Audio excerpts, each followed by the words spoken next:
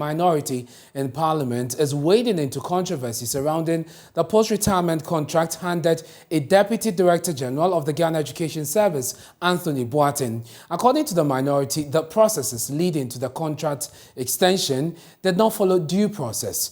This is the second-year contract offered Anthony Boateng by President at the request of the Minister for Education, Dr. Yao Osei-Duchum.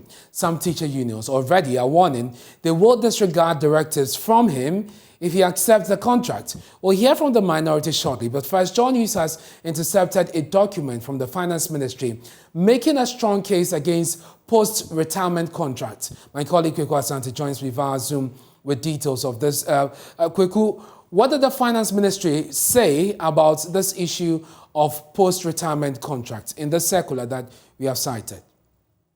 So indeed, just this month, on the 5th of August, the Deputy Finance Minister, Honorable Abena Osei Asari, issued a circular to all chief directors, all ministries, departments, and agencies, warning them against employing people who are out of contract. That are people who are over 60 years, and government is seeking them to keep them on the payroll on contract. Let me quote. It says, the Ministry of Finance wishes to inform heads of ministries, departments and agencies, and metropolitan, municipal, and district assemblies of some expenditure policy measures as outlined in the 2022 budget.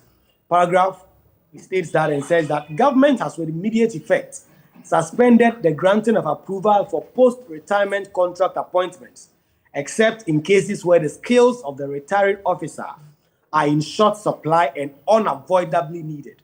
In view of this, we are unable to grant financial clearance for post-retirement contract appointment at this stage. It came up because there are people who had raised significant concerns about government continually giving contracts to people who had met their retirement age. Yeah. And so this letter sought to say that we're not going to do so anymore. Kweku, thank you very much. Let's go on to the phone lines now and speak to Deputy Ranking Member on the Education Committee, Dr. Clement Park. Doc, thank you for your time here on Journey's Prime. So you say that the contract extension did not follow due process. How exactly? Yes, that's correct. The contract extension for Mr. Anthony Boateng, the Deputy Director General in charge of management services, clearly did not follow proper procedure.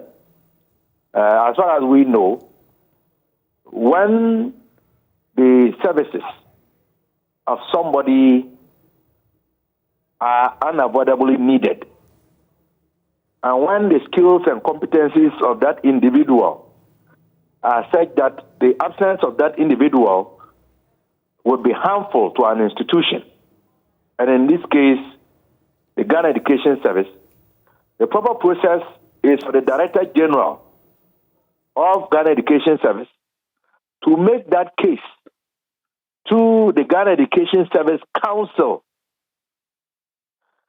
It is after the council has heard and deliberated and decided that the request that is being made is meritorious, is justified, that communication is then conveyed to the minister, who then writes to the presidency asking for a contract extension. In this case, this didn't happen. And it is important to put on record. Dr. Park, just before you continue, what didn't happen? The president did not give express approval? No, that the Director General did not make a recommendation to the council. The council did not deliberate over it and approve and give the minister the needed, if you like, information to then write to the president requesting an extension. Right. So the process was clearly circumvented. Right. And so it is important that when we speak to these issues, we speak to processes and procedures so we can build strong institutions and not personalities. Right, but beyond the issue of process, which is very much important, you did make the point about the skills of the person being needed, which would be one of the grounds, or for instance, the what a person brings on board, which would be one of the grounds for which one person will be considered for a post-retirement contract. Have you established with the ministry why this person, Anthony Boateng, is being considered for a second-time contract post-retirement? Well, I have not, but I don't believe that his skills are irreplaceable. And I don't believe that his competencies are unique to him.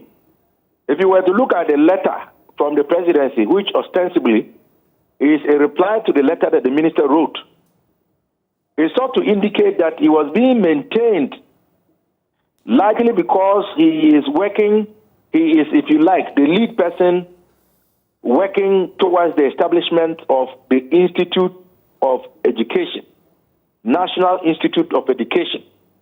I see no reason why he's the only person capable of doing that. He obviously would not have been working alone.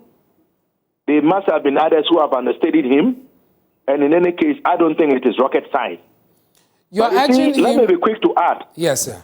That contrary to what you are saying, this current contract extension is Mr. Anthony Boateng's third, not one, not two. This is his third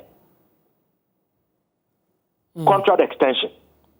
So clearly, given the fact that the processes were circumvented, it will suggest that that circumvention was probably because there was an indication that he would not be recommended, which he wasn't, and or the GES Council would not have given approval, and that is not acceptable.